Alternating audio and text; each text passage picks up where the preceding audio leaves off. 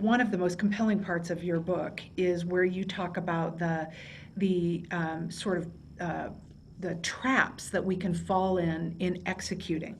And one of them is this thing called aging. You call it aging, Yeah. where your loyal members become the focus of an organization, and you forget to stay relevant to new audiences and engage new audiences in a loyalty conversation. You've just highlighted, I mean, in our sector, subscription has gotten, and membership both, have gotten a little bit of a bad rap because the perception and reality is that those loyalists are old, primarily white, primarily wealthy. And today, what we all know is that the future of arts and culture, rests really on our connecting with our communities who increasingly are diverse and younger.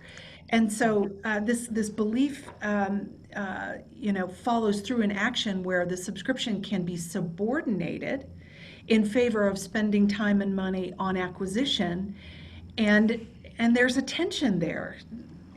Yeah. So first of all, I want to acknowledge that the tension between acquisition and retention exists not just in this world, in the arts world, but also in the world of news, also in the world of professional associations and societies, country clubs. Any organization that has enjoyed the benefits of membership for a long time has probably suffered to some extent from an aging cohort. In other words, when you launched, you brought in a bunch of new members. When they were probably young and new, they grew up with your organization. And as they were loyal, what everybody says is, listen to your customer, take care of your member.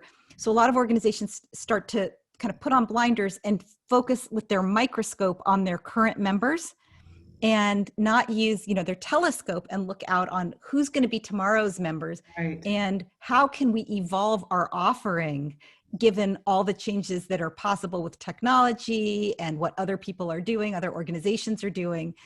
And so you kind of focus more narrowly and more and more narrowly on today's members. And that is exacerbated in nonprofits where the board is made up of your super users, your most engaged members. Right. So they're Right. not, in many cases, not all cases, they're not trained board directors. They're super fans. And so they're thinking not about the health of the organization, but rather what they think would be great. They're thinking with their hearts and their own mindset, instead of saying, how do I make sure this organization thrives into the next generation?